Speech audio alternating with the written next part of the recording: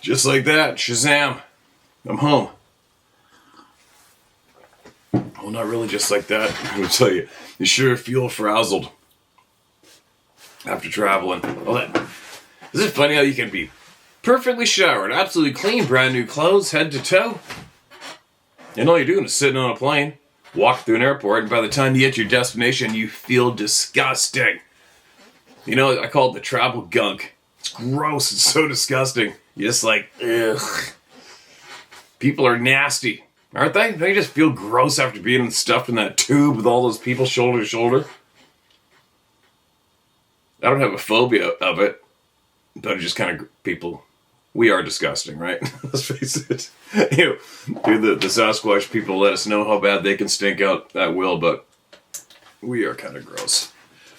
It's funny, it reminds me when I, during guiding, when I'd go on remote hunts, or even with friends on remote hunts, we're going to share a tent, save some weight? Nope. I can't even share a tent with people, but who wants to, right? You spend every day, all day, with that one person guiding them. Or hunting with a buddy. It's like I need to be half spooned up with your ass in a tiny little nylon cocoon for the night too. No, I don't. I don't share a tent. But anyway, picked up this little devil on the way home. Roll Tide. Check this out. This buddy of mine gave me this megalodon tooth. Look at that sucker. Imagine having that chomping up through you. Probably had a guy he knows found a spot, I think would it be North or South Carolina? I just remember the Carolina part. Filled up a 5-gallon bucket with these suckers. That must have been a bit of a frickin' crazy place, huh? And he had a handful. He gave me one of these things. Fossilized tooth from a shark that's apparently way bigger than any great white. Pretty cool. Woke up with my eyes glued shut again.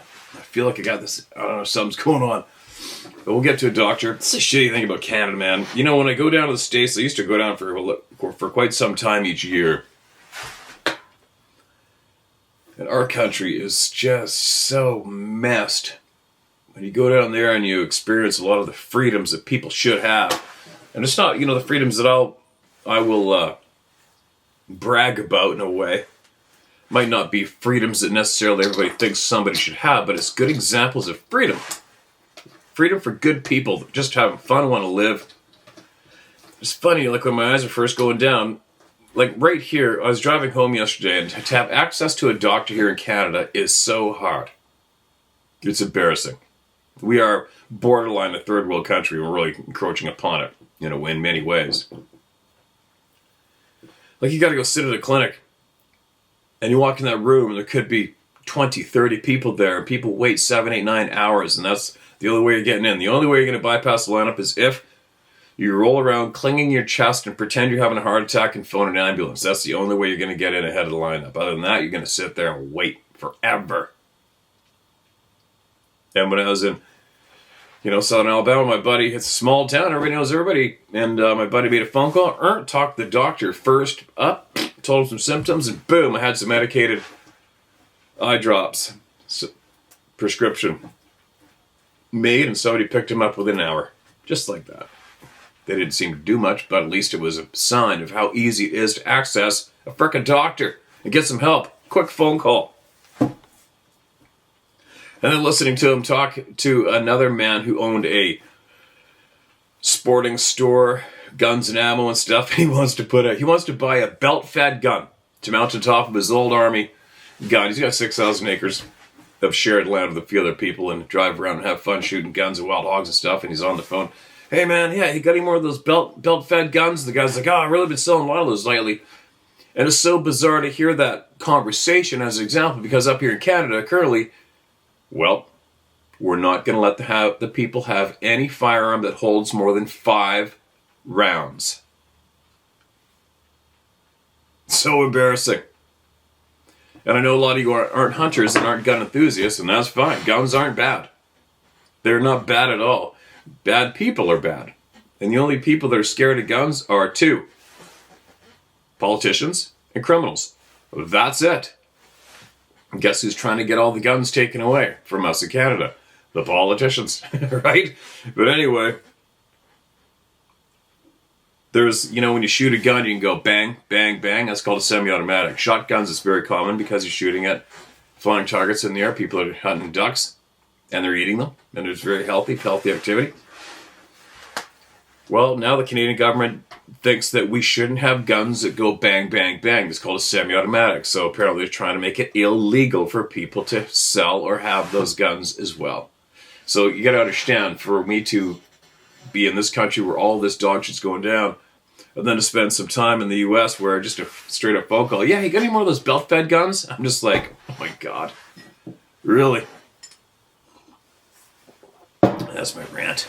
No more ranting. If it wasn't for the hunting and the fishing here, I would have been an American a long time ago. I can say that with absolute confidence. Possibly isn't the best country in the world, but which country is the best country in the world? But I guarantee you, for as far as freedom goes, freedoms that I feel that I deserve, that are unobtainable here in this country, the United States has them. For the most part. Maybe not every state, but most of them. Anyway, no more ranting. Gonna get some people heard. Sarah's got some antibiotics. Anyway, babble, no more babbling. No, can't read this one yet. This is an email from someone. Let's start at the top and work my way down. Excuse me, work my way down. Put up my scratchy throat. I don't know what's going on there. I believe I do have some kind of infection in my head, and I know I'll get it taken care of. Trust me, it's very hard to get with a doctor here, but we're on it.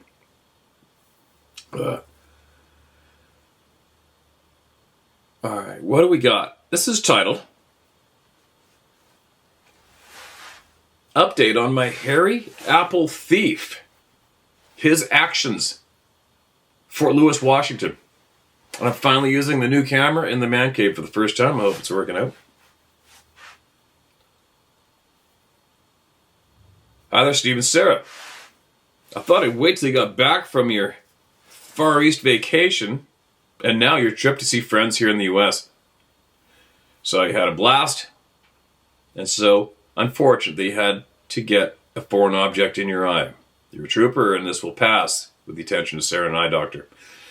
Maybe only a tiny price, and maybe only a tiny price end of some stinging nettles. Yeah, we'll see. I think it's something else, but... So, now to the updates. All last fall, this visit became a regular thing. Taking apples, pears, and plums, and corn, and even pomegranates. I must have become his foster granny with all he got, and maybe friends too.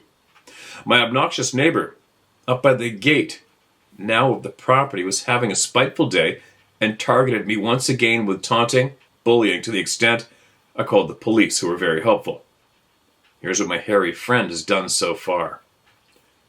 First of all, the idiot put up 2 10-by-18 portable garages bordering my area.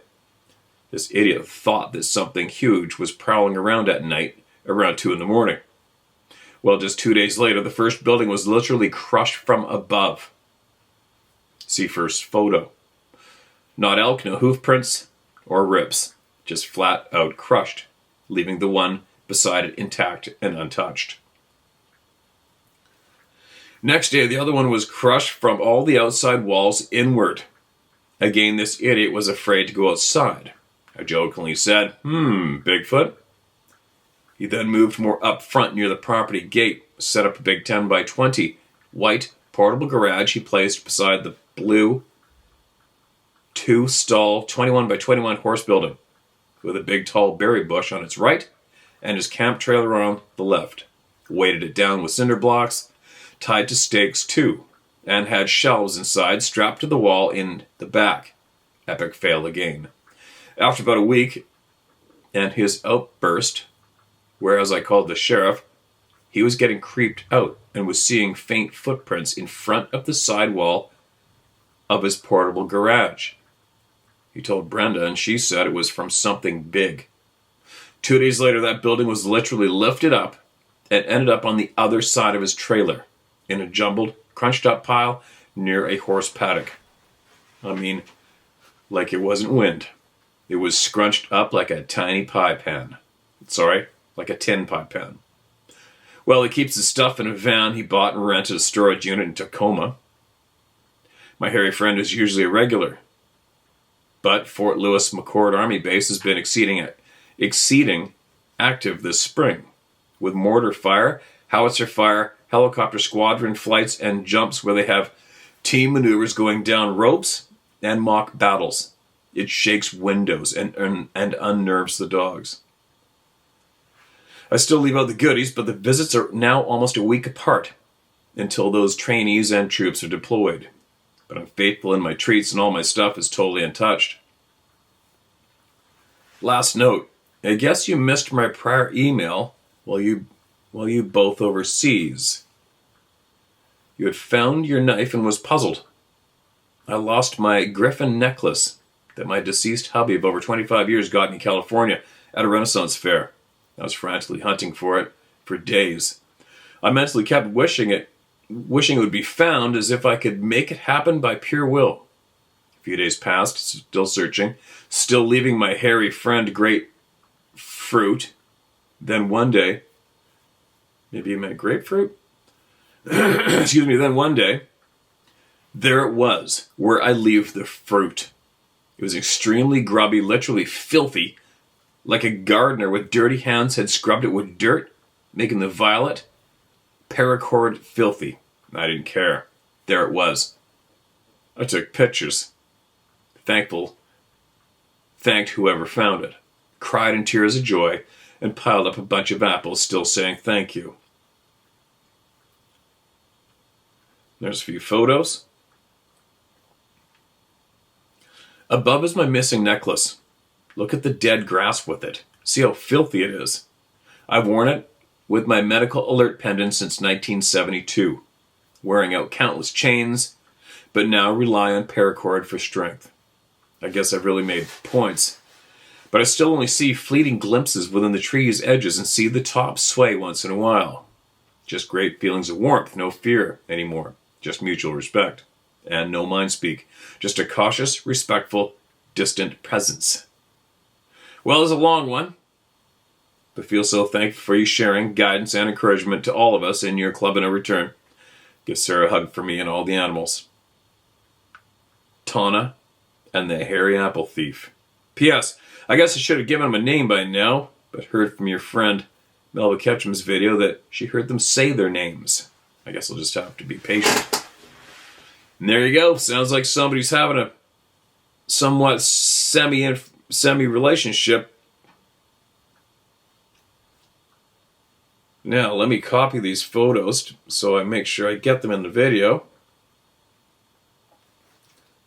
And I'm sure I'd have to do a search, but right now my brain's a little foggy and I don't really recall any of your previous, emails to date.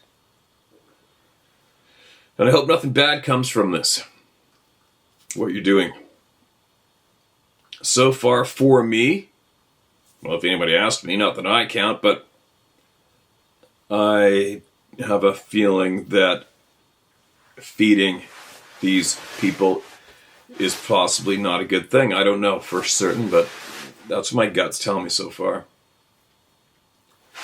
Missing 2023 December 5th. Oh, what's this? Here's another one from her. Missing 2023 December 5th Apple Thief update email. Oh, so this is the first one?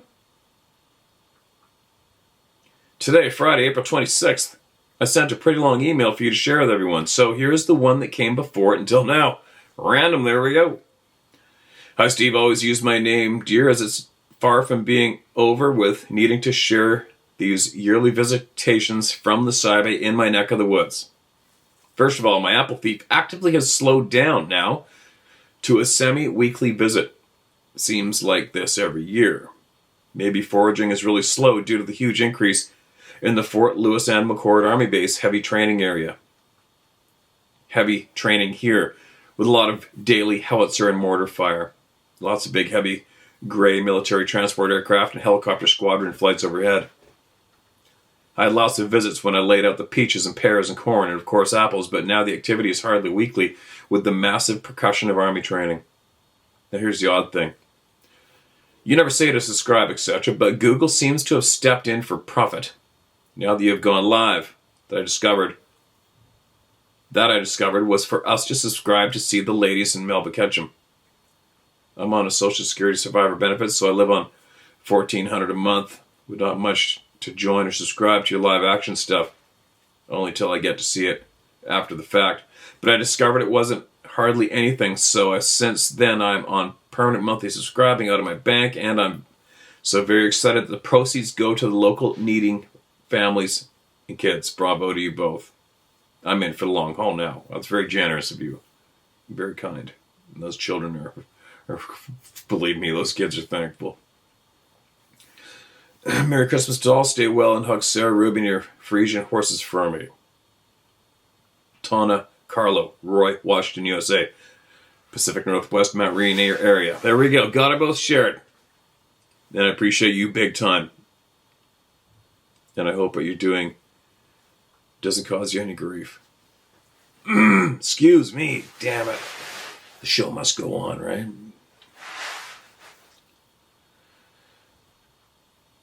This next one's titled Reflector Eyes. Howdy again, Steve and family. My wife and I were on our way into a slashing unit out of Superior, Montana. Dark, moonless morning in August. On hoot owl because of fire danger. On hoot owl because of fire danger. That's what it reads.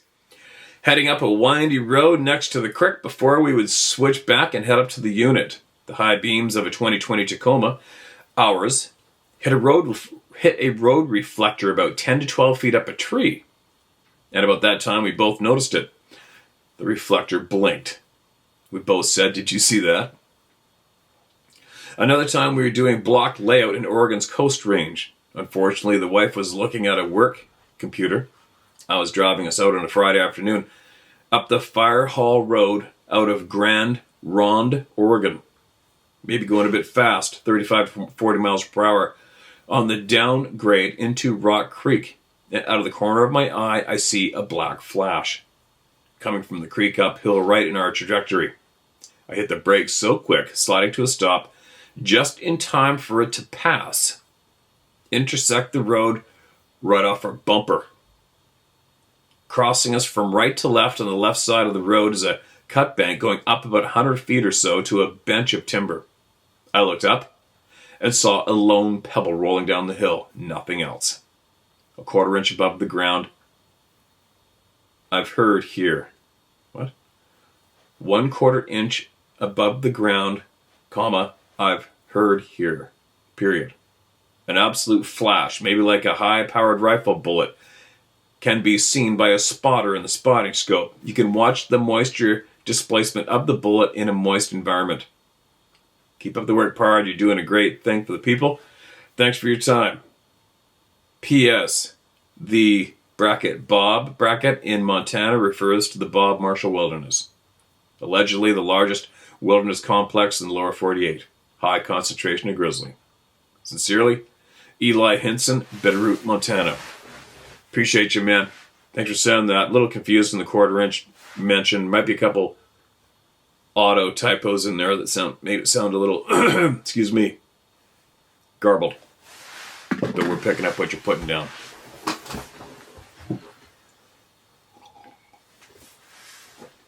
Oh, man. I can't wait to hear what the doctor says I've got going on. Should be interesting, right? Now, who's next? Who's next? Who's next?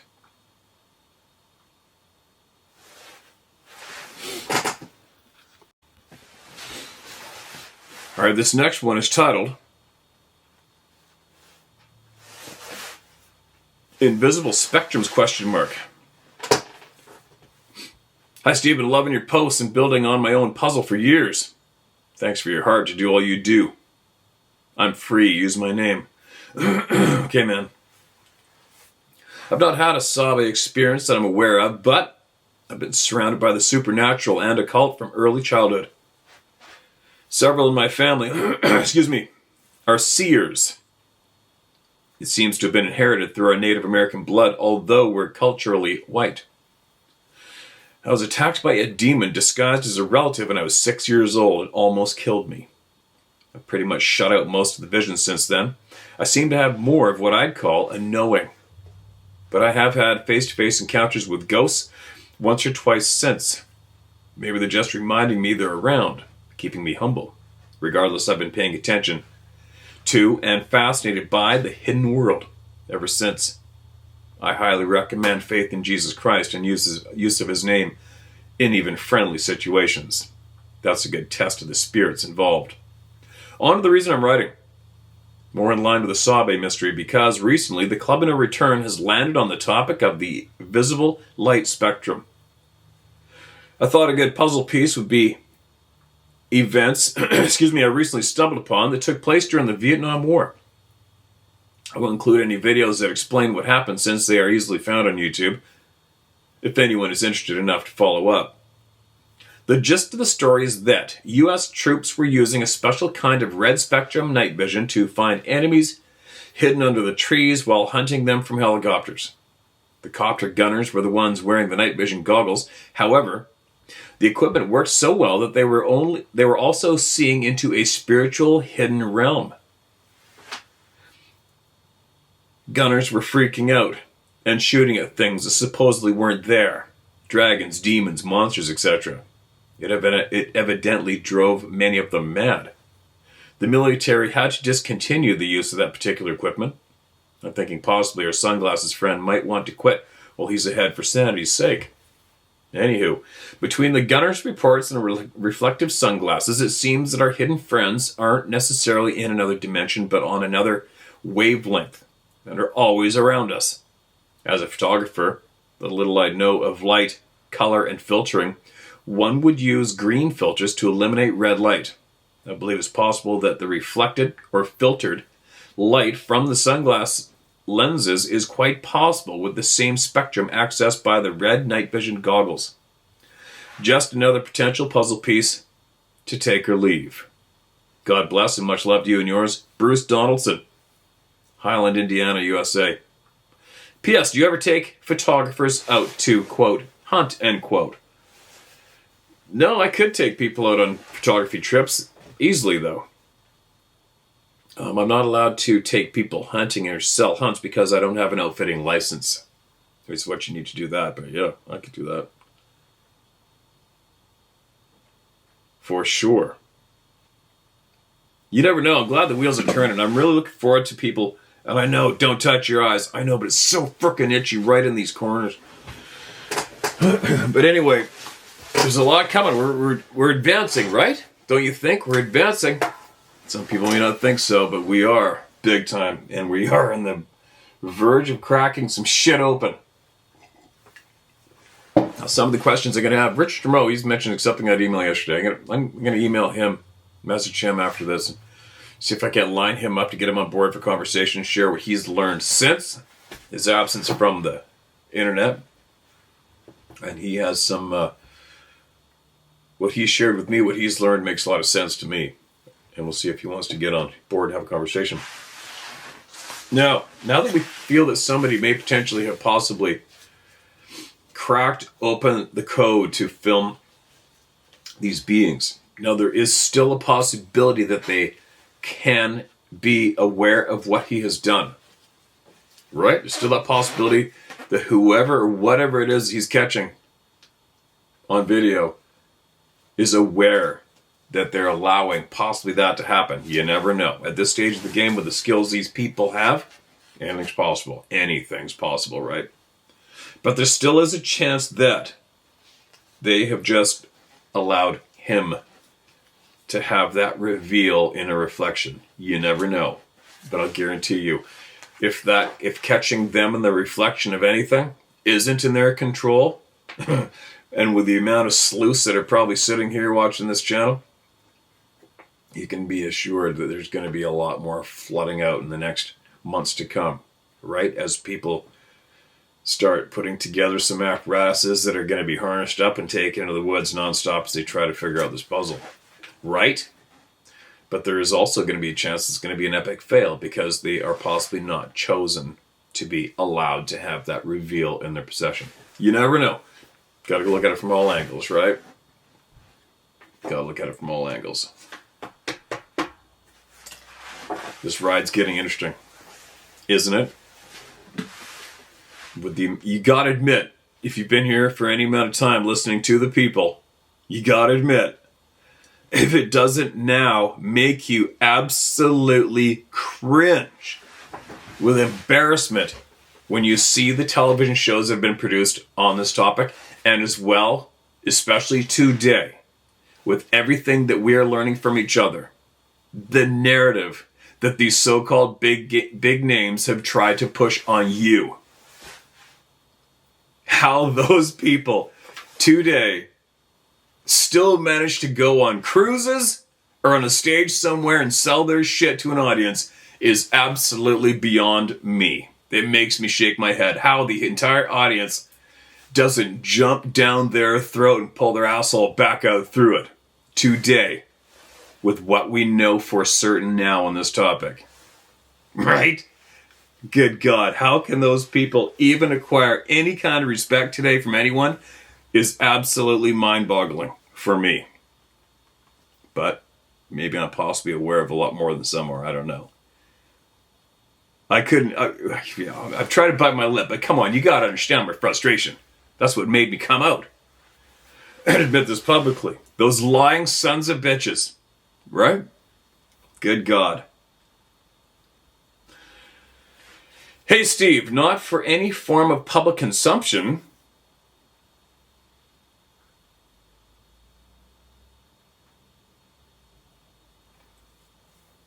What do we got? Oh, all right. Sorry, guys.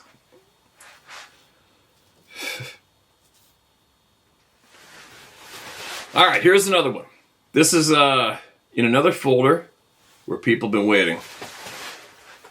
Please read. Thank you for what you're doing. Take it or leave it. This happened to myself and a very close friend that I've known since I was 2 years old. I'm 29. Now will be 30 in August. And it was March 2020. I was on a property I've been to many, many times. The owner is a very close friend of mine, pretty much a father figure. There's a house and a log cabin on this property. They are about 150 yards away from each other. It's on top of a mountain in Virginia, close to George Washington National Forest. With the campfire dying down and the brisket we had smoked for a couple of hours was nothing but bones. And the brisket we had smoked for a couple hours was nothing but bones. We were enjoying each other's company. I've been a hunter and a fisherman my whole life. I do custom finish work for a living. I'm very attentive to detail, type of person, and very in tune with my surroundings. I'm 6'4" and 260. For the life of me, I don't know what happened this night. We blame my best friend, who is half American, half Israeli. So, Jewish blood. I'm O-blood. It was about 20:45 p.m. The host was a little intoxicated, but nothing close to what I've seen before. He can handle his liquor, but something was off. He was kind of just lucid out of it. He doesn't do drugs. He became very tired, trance-like, to the point of my best friend and I having to walk him back to his couch. It was very out of character for him to be this way, this early in the evening. On the way to the couch, I recognized things others that have shared. Perimeter becoming quiet. And there's a thickness just in the air. I can't explain it. I can't explain it that 100% happened. I didn't think too much of it until I started feeling like something was watching us. It was very unnerving.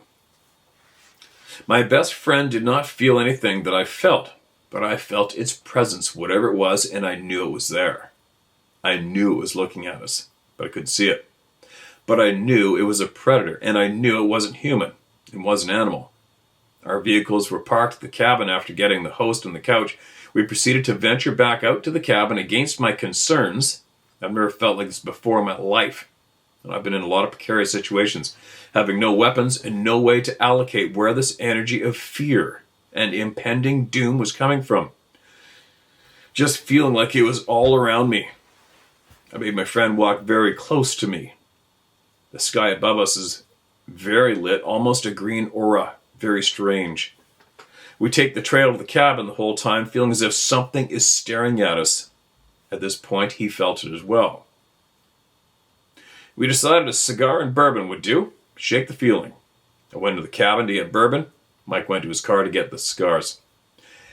As I step off the porch of the cabin, and Mike looked up from the driver door, something happened to us. I'll share my side first. As I stepped off the last step of the cabin's front porch, I looked at my best friend who was standing at the open driver door of his car. I remember looking up, noticing the sky was in a connected hexagonal grid. No sky, just like a cage. Above my head at that point, I heard a loud pop inside of my head, kind of like before a transformer blows up when it gets overloaded with electricity. And that was it for my side. How much time passed at this point? I don't know. Excuse me. Now for Mike's side. He claims whatever it was that was staring at us and lurking about in the forest attacked him and began dragging him away. And I somehow stopped it.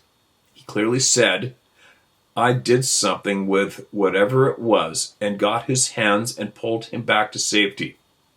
He said I was levitating off the ground when he came to. He clearly remembers being dragged away towards the forest, and all I remember is feeling trapped. Both of us are firm believers in the Bible, word for word, and in the Lord, of course. We both believe that this is the intervention that happened, was divine, and that's it. My name is Trey Sneed, and you can use it. So in closing, the sky, there's a few typos all through this and lack of punctuation, but it's okay, we're going to get through it. There isn't a period in the rest of this. Holy cow, here we go. So in closing, the sky looked iridescent green and was grid out like a cage. Something stalked us for a good 30 minutes prior to attacking and didn't wait to attack until I had gone inside and came back out and was away from my friend. Obviously, he was the target. Whatever it was invisible or had blinding technology or something cloaking technology. I don't know. Whatever it was, did not succeed in the mission. My life has not been normal since. Like you say, I'm in the return club. I'm in the no return club, and I'm very thankful for you and what you're doing. You just don't understand how much closure and acceptance you've helped me gain. Really appreciate you setting your face like a flint in front of adversity and exposing the prince and power of the air for what it is, because I do not believe these entities, cryptids, and Sasquatch, and whatever else might be out there, are for our benefit. I believe they have a nefarious agenda, which is why they've been hidden. Maybe, just maybe, there are few dissidents in the clans that are pro-human, but I'd like to step out on a limb and say they are not pro-human being. He was attacked. Godspeed, my friend. Hope to meet you in this life, if not the next. And you included a family photos. That sounds alarming. It's you know what, man. Excuse me. Is that going to focus? I think that might be in focus. I'm learning how to do this camera still yet, you guys. I think it's focusing. I don't know. Let's have a little experiment here while I'm here anyway. What if I touch that focus button on here? Why is that? Oh, there we go.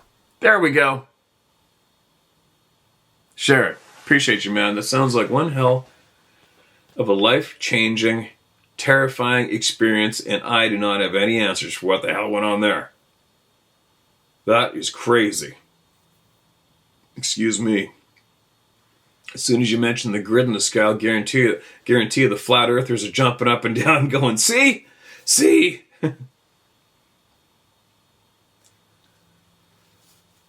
Crazy. Crazy. Keep flowing. This is the safe place to get it off your chest no matter what it is. This is the place to do it for sure. You know, the thing is while we get all these things shared from people, a lot of, these experiences people are having are just nothing anybody wants to come out publicly with. It's just possibly too outrageous, right? But what I found, I'm sure everybody's found too since we've been doing this, it just it spreads courage. And then more people who have had these bizarre experiences knee-jerk into sharing too, and they find somewhat a lot of relief. Obviously, right?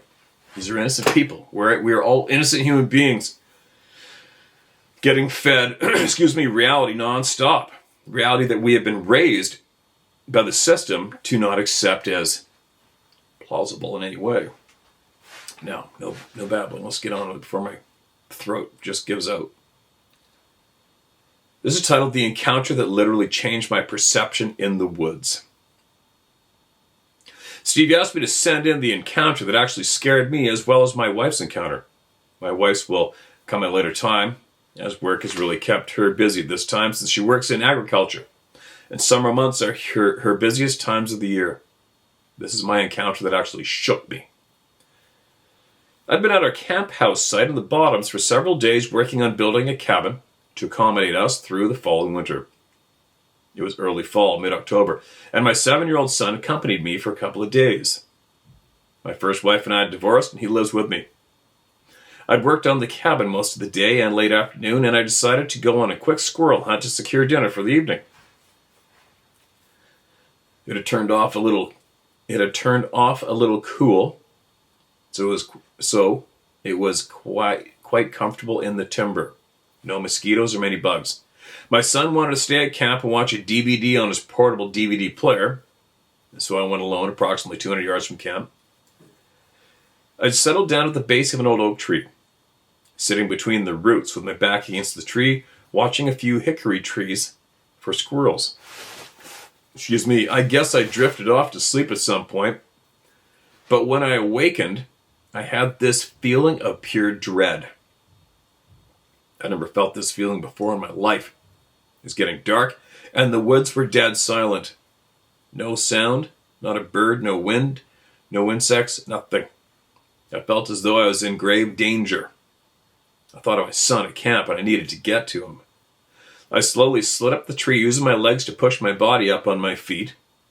I was looking in every direction and saw nothing to indicate that feeling. I couldn't see behind me without turning, so I slowly peeked around the tree through the low canopy of limbs on the trees and saw nothing. I was raised in the woods and on the water and spent many nights alone in those bottoms hunting and camping. Never had this feeling before.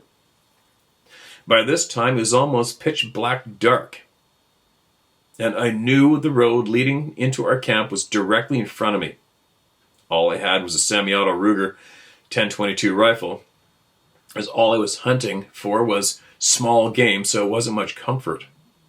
I knew it was about 80 yards to the road, so I slowly headed that way. I take a few steps and could hear something very heavy walking behind me at a short distance. So I turned around and proceeded to walk backwards to the road. Probably not the best decision, but at the time I knew whatever was out there was behind me, and I at least wanted to see it coming. I'm not going down without a fight. I finally made my way to the road and could see at a distance my son had turned on a small battery lantern that we used till we got the propane lights hooked up. I felt that he was safe, so I turned my attention back to the way I'd come. The property is a perfect 40-acre square bordered on two sides by open farm fields. The east side is bordered by a 33,000-acre wildlife management area, pure old-growth timber, and the north by a 1,000-acre private hunting area. I was on the east side, facing the west, and heard from the northwest corner of our 40-acre property what could only be described as the most guttural scream, yell, howl I've ever heard in my life.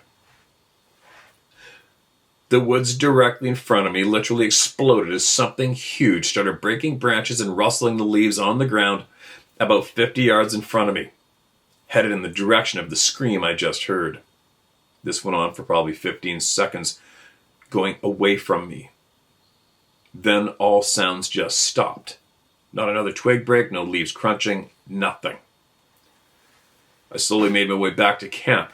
I tried to regain my composure before I got back, so not to frighten my son. When I got back, he asked me, "Dad, what was that awful noise I heard earlier?" All I could think to tell him was it was probably a bunch of coyotes fighting over a kill. I got out my 44 mag Super Black Hawk, strapped it on, and started cooking burgers on the grill. I've never had another experience but that frightened me since that day. But believe me when I say never let your guard down on these creatures. Maybe some don't mean harm, maybe some do, kind of like people. I've been hunting and fishing in those bottoms for over 40 years. There have been many other encounters, but all have been peaceful and quite subtle. Word of advice: respect our world around you, especially nature. When you think you're the apex predators, when you might just get a wake-up call. Sorry for the long email, fellow woodsman John Waddell. John, appreciate you big time, man, for coming forward with that experience. Appreciate you huge. Welcome to the club. No return. You're a brave, honest man.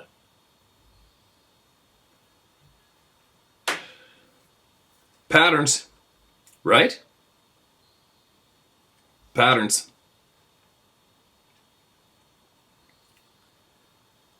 What do we got here? Here's another one. These are people who have been waiting. Everybody's been waiting though, right? 2 encounters, maybe, is the title of this email. As a teenager growing up on 7-acre mini farm, we had a 1/3 of a mile long driveway with a large cedar tree at the top. Every time I walk home from my friend's house in the dark, I would get this gut feeling of something was standing behind that cedar tree.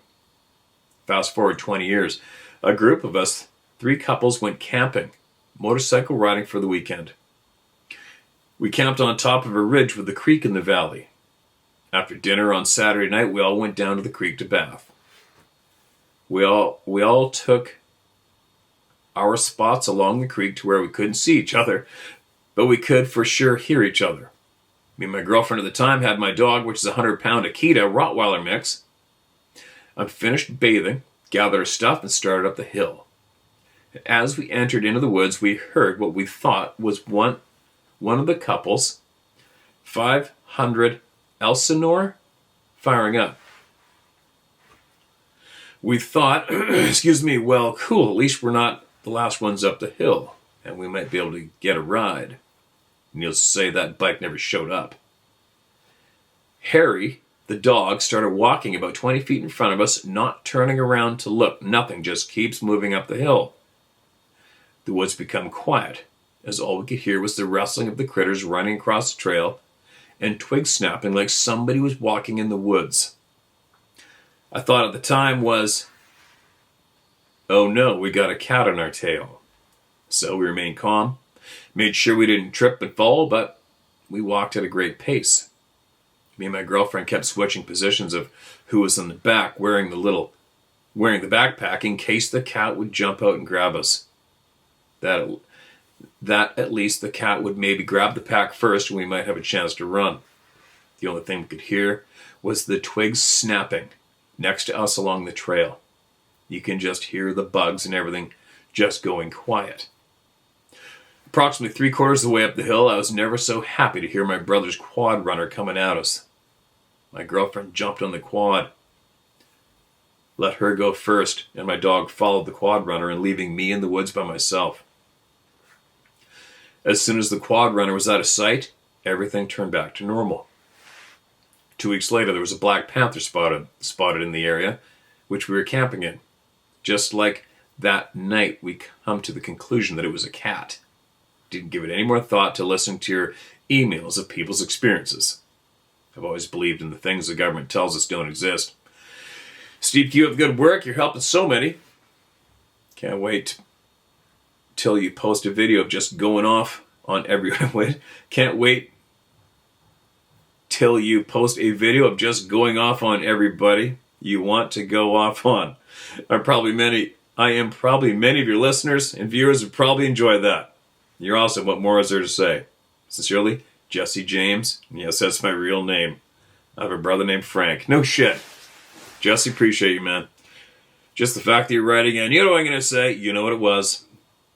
And believe me, I live in Cougar frickin' Cat Central here, everywhere I go. You don't hear cats walking. You don't hear bears walking either. You rarely hear predators walking. They got pads and they got fur from head to toe. You don't hear them. You hear them running. When you scare anything, you hear it running, but especially cats. They're not that dumb. They're not that dumb. Excuse me. Sorry about the throat, you guys.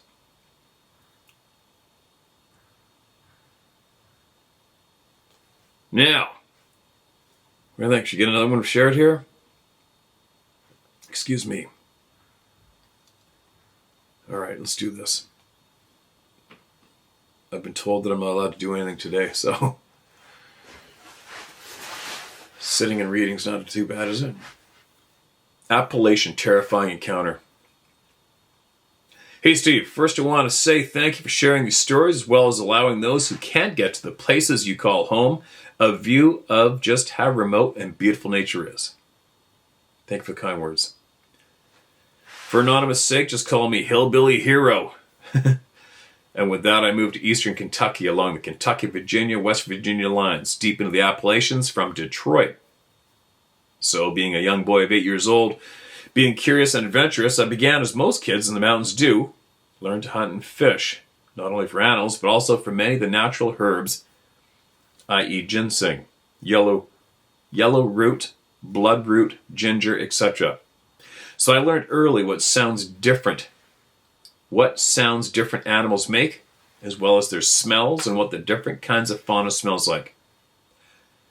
I was living with my elderly grandparents at this time, when my grandmother would tell me about when she was a young girl and saw something.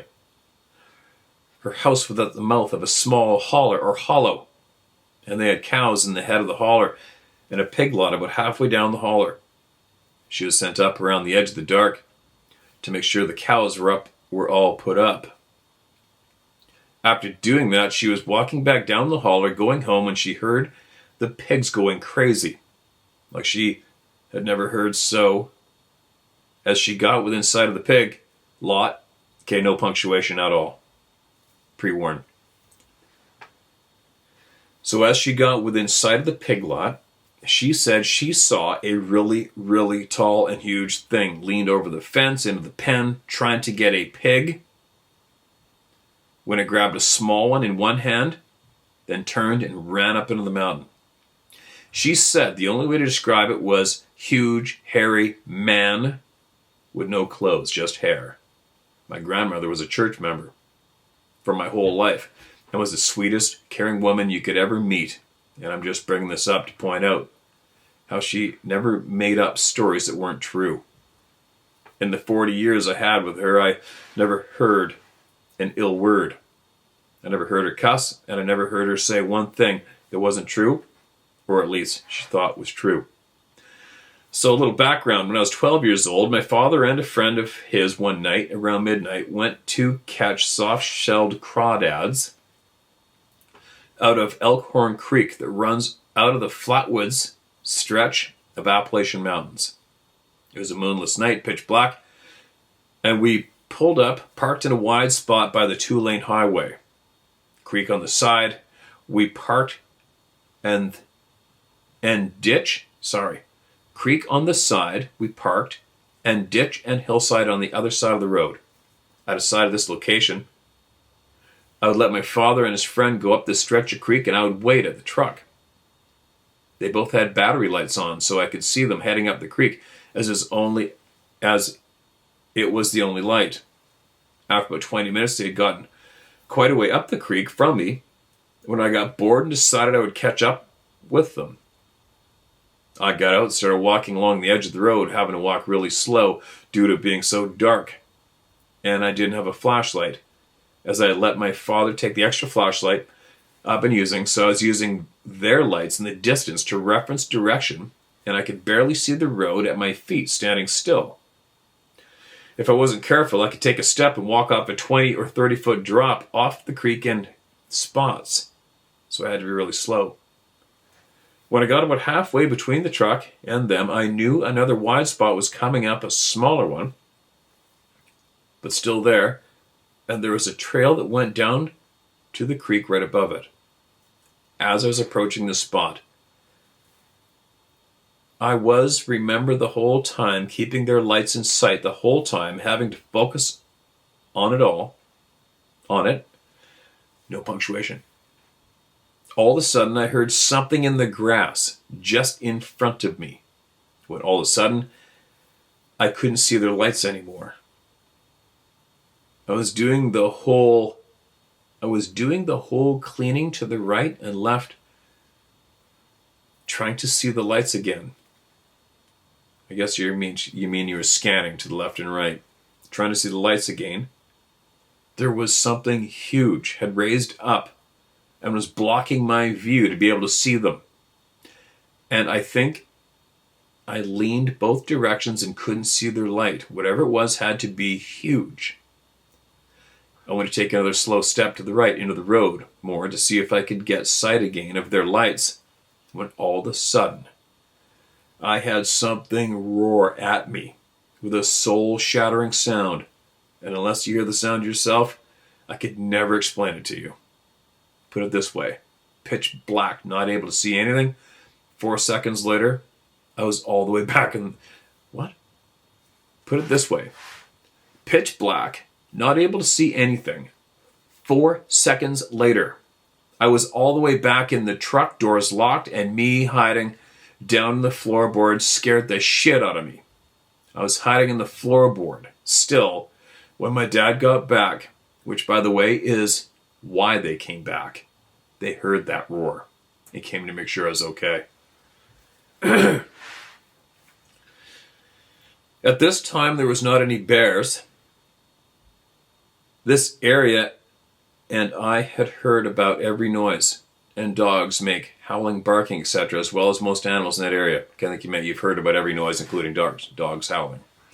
Even my father and his friends were talking on the way home. Whatever it was had to be huge. It had no explanation they could come up with.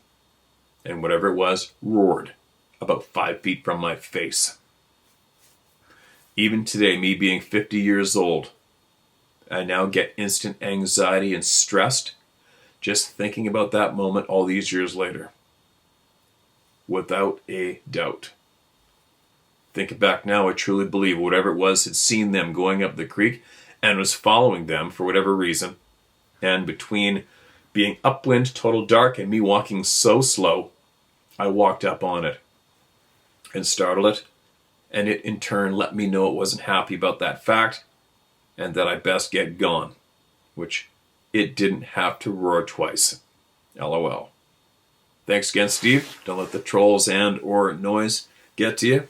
Keep being a stand-up guy as there is getting to be fewer and fewer. Keep up the good work. Appreciate the kind words, man. Gosh, that's a shitty thing to do to a kid. It's a shitty thing to do to anybody. It doesn't make sense. It's going to make sense, but it does make sense. Nope. I think by now we could have possibly all agree that you didn't sneak up on that being. You knew you were there. You knew all three of you were there. You knew all three of you were there. Oh, chair's bottoming out behind me. Crazy, right? Keep digging, keep sharing. Keep sharing. You gotta admit, you guys, with the knowledge we are hearing directly, the knowledge that can't be blocked from us anymore because of the internet, knowledge that cannot be manipulated and changed, you have to agree with me. How could you not burst out absolutely laughing in the faces of these idiots? as they sell their tickets to come and hear them preach their lies and bullshit today. How can you not laugh in their face and just shake your head in disgust of what they have done to the population while they could? You know I'm a broken record when I talk about it.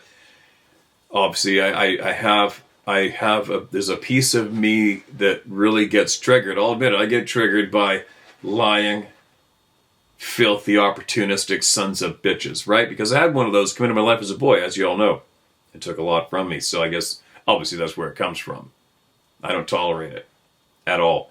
And I like to point it out when I can. And yes, I do like to encourage all of you, when you do possibly come upon these characters, laugh in their face in disgust and let them know you know the truth. Okay? Let them know you know the truth and you know who they are and you know what they've done.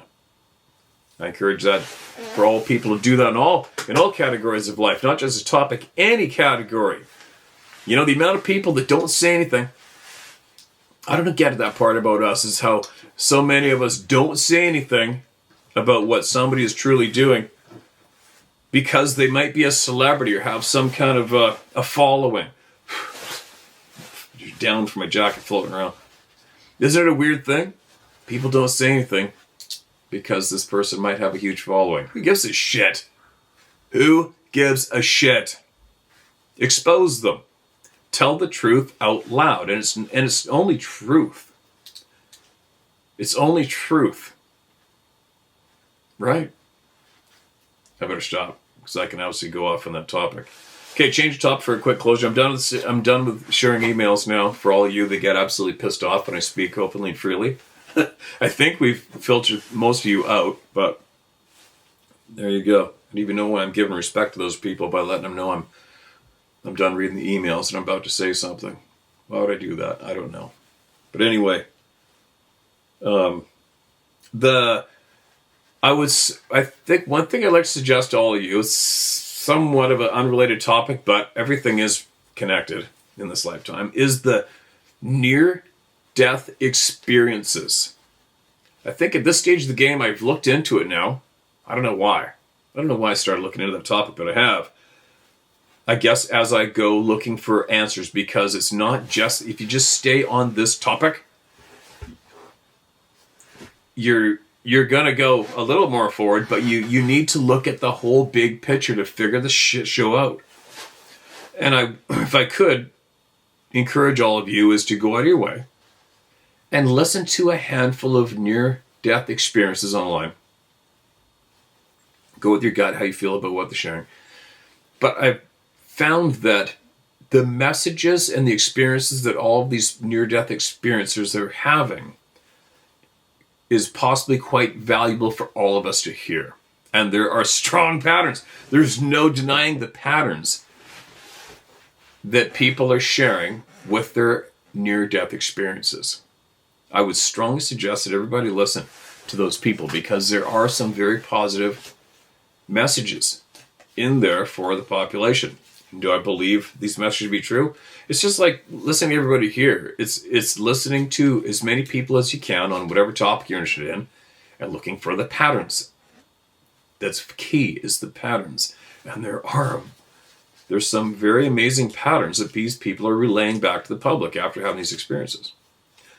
Now, the one thing that I am not hearing from any of these near-death experiencers is mention of anybody large and hairy. Nothing. I'm not hearing that.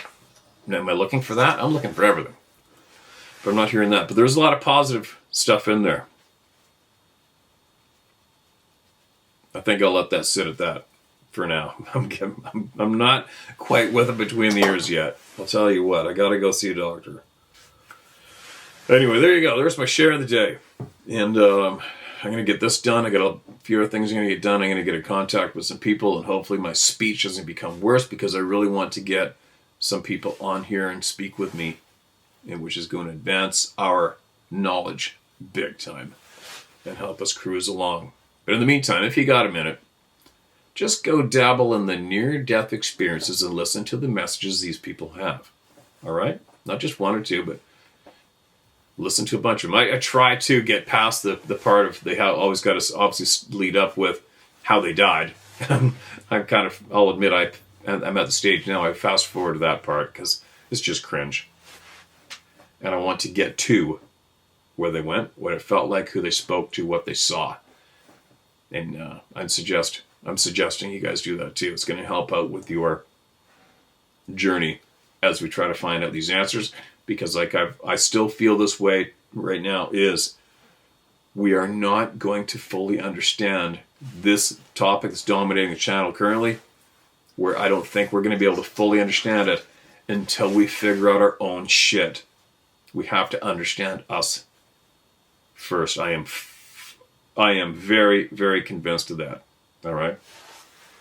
Anyway, but I'm learning every single day right alongside you guys at this coffee table. So there you go. Enough babbling. I'm a babbling idiot today. Share my story at howtohunt.com. Get it to me. Get it to me. What else? Sarah got a bunch of these original hats in the store that everybody wanted before. And that's it. Hopefully, I'll be back tomorrow. I'm not feeling too great. Oh, it's frustrating. Frustrating, but I'll be back.